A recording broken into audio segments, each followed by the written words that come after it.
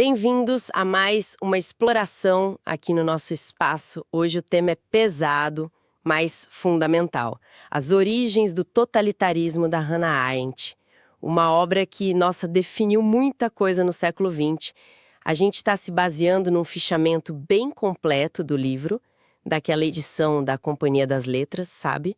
E a nossa missão aqui, qual é? É tentar entender o que a Arendt chamou de elementos. Quer dizer, aqueles fatores históricos, sociais, políticos que, de alguma forma, se cristalizaram para dar origem a regimes como o nazismo e o stalinismo. Coisas radicalmente novas, né? E por que isso ainda importa tanto hoje? Acho que essa é a grande questão. O interessante é que a Arendt já começa quebrando expectativas. Ela não está procurando uma causa única, sabe? Nada de simplificação. É mais uma combinação complexa de várias tendências. E daí saem conceitos-chave, tipo o famoso direito a ter direitos. Bom, vamos tentar desembrulhar isso aos poucos. Para a gente se organizar, o livro tem 3 partes principais, né? Antissemitismo, depois imperialismo e, por fim, totalitarismo. E lembrando sempre, o foco dela são os regimes alemão e soviético. Exato. E a metodologia dela é fascinante por isso mesmo. Ela recusa essa ideia de uma linha reta, causa-efeito simples. O esforço é entender como diferentes fios soltos da história, eventos, ideias, processos sociais, se amarraram de um jeito totalmente novo para formar o totalitarismo. Ela conecta coisas que, à primeira vista, talvez a gente não visse a relação direta. Do preconceito religioso, antigo, ou daquela coisa de achar um bode expiatório fácil. Ela coloca o antissemitismo como um fator político central na virada do século XIX para o XX. O argumento dela basicamente liga o ódio aos judeus com a crise e a transformação do Estado-nação na Europa. A condição específica do povo judeu internacional, disperso, mas com uma identidade forte, passou a ser vista como um desafio para as novas identidades nacionais que estavam surgindo, para as estruturas de poder. Essa diferença percebida acabou sendo, assim, muito explorada politicamente. E ela dá o exemplo do caso Dreyfus, lá na França. Para Arendt, aquilo foi mais que um escândalo judicial. Foi tipo um ensaio geral.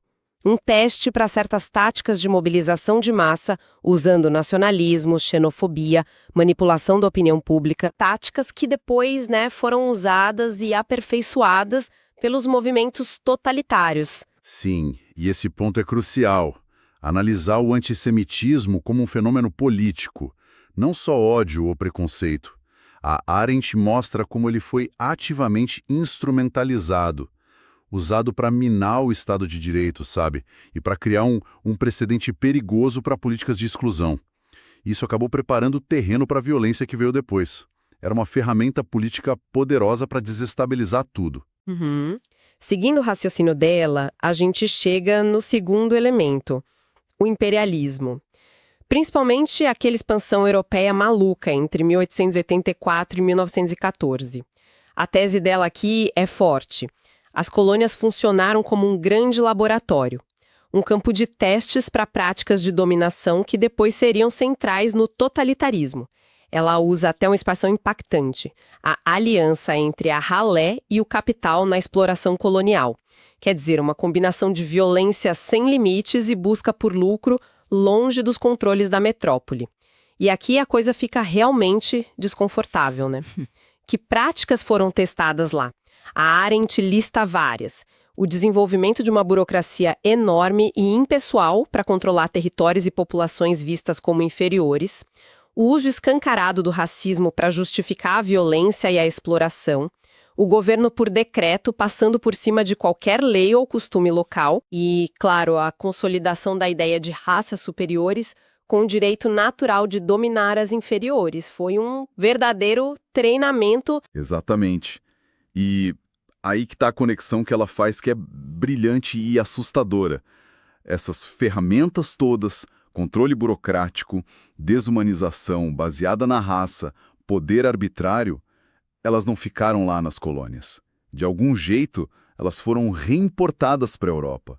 Aquilo que foi testado em povos na África, na Ásia, foi depois aplicado dentro da própria Europa pelos regimes totalitários, contra partes da sua própria população. É uma continuidade direta, né? Entre a violência colonial e a violência totalitária. Muito forte isso. E isso tudo nos leva, então, à terceira parte do livro, o totalitarismo em si. Arendt insiste muito num ponto. Isso é uma forma de governo nova, sem precedentes. Não é só uma ditadura mais severa ou uma tirania clássica, é qualitativamente diferente. E o que faz ser diferente? Ela aponta para a combinação de duas coisas que não se separam: ideologia e terror. A ideologia totalitária não é só um conjunto de ideias, é apresentada como uma lei da história ou da natureza, uma explicação que pretende dar conta de tudo, passado, presente e futuro. E exige adesão total, que é remodelar a própria realidade.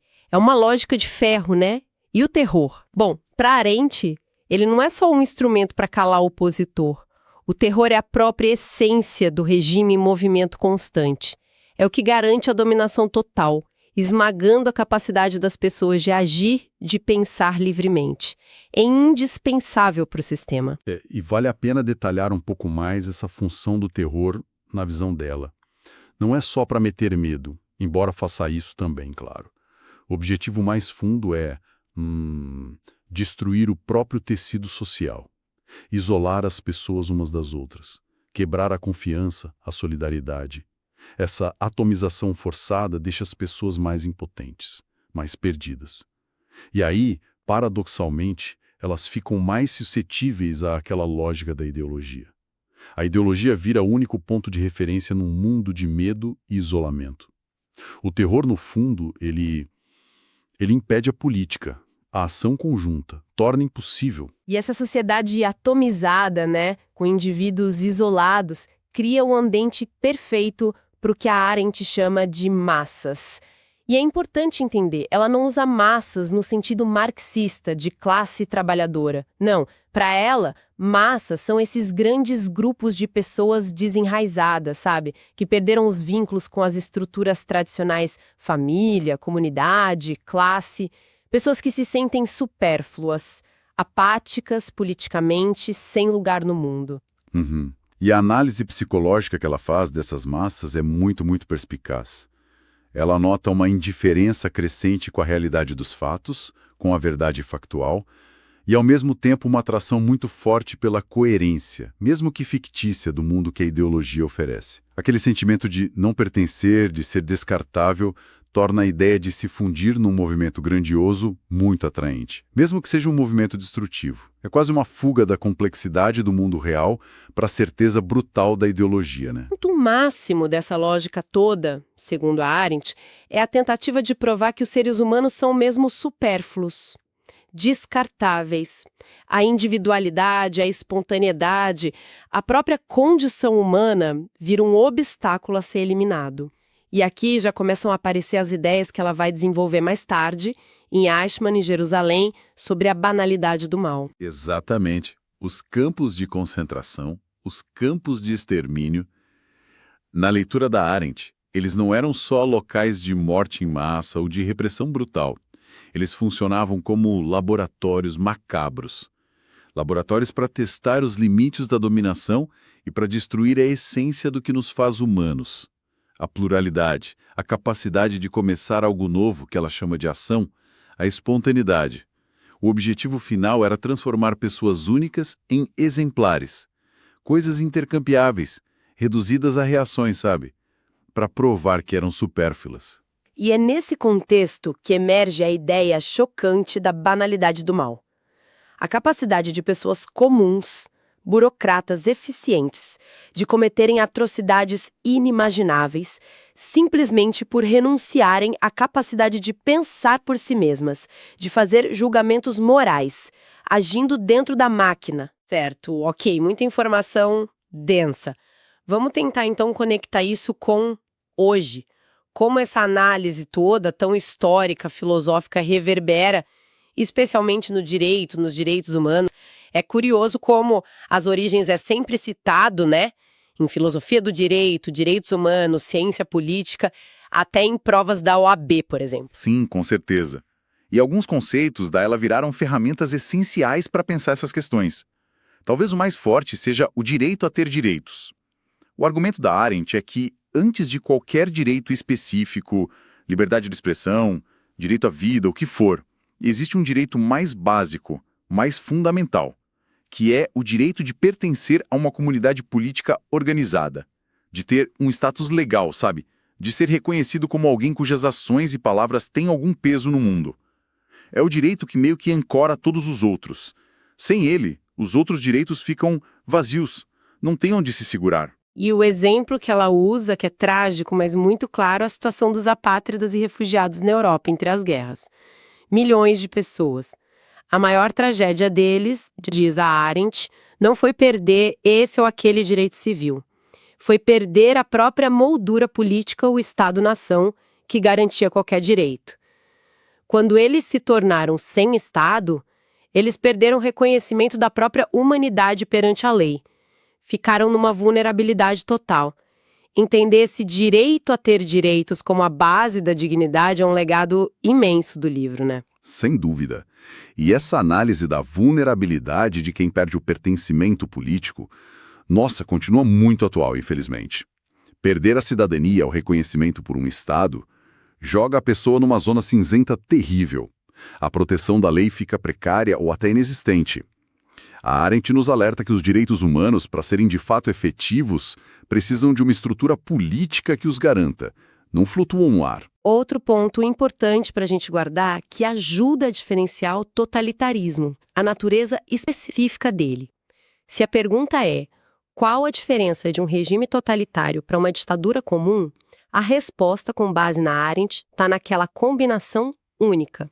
Uma ideologia onipresente que quer explicar tudo e controlar tudo, um terror que é essencial para o funcionamento do regime, não só um instrumento, e uma base social de massas atomizadas, isoladas e mobilizadas por essa ideologia. Isso. E só voltando rapidinho na banalidade do mal. Essa ideia de que não pensar criticamente pode levar à cumplicidade com atrocidades, isso levanta questões jurídicas e éticas muito sérias, sobre responsabilidade individual.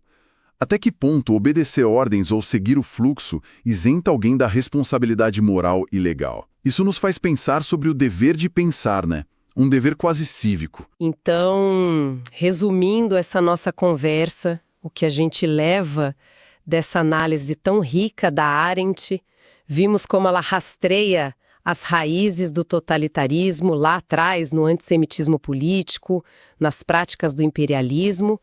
Entendemos a definição dela do que é o totalitarismo, ideologia mais terror sobre uma base de massas. E, talvez o mais profundo, refletimos sobre a fragilidade da nossa condição humana quando falta um espaço político para a gente existir. Aquele direito a ter direitos. Exato. O trabalho da Hannah Arendt continua sendo, assim, indispensável. As Origens não é só um livro sobre o passado. É um alerta permanente. Um alerta sobre os perigos que sempre rondam a dignidade humana e as instituições que deveriam protegê-la. Ela nos lembra da importância vital da pluralidade, do pensamento crítico, do espaço público para ação, como antídotos contra essas forças que querem atomizar tudo e tornar as pessoas descartáveis. E para fechar, talvez deixar uma provocação no ar para a gente pensar depois. A Arendt analisou como as massas do século XX, isoladas, buscaram refúgio na coerência, mesmo que falsa, das ideologias totalitárias. Uma fuga da realidade complexa. Se a gente olha para o nosso mundo hoje, redes sociais, bolhas de informação, polarização extrema, essa busca constante por certezas, por pertencimento rápido.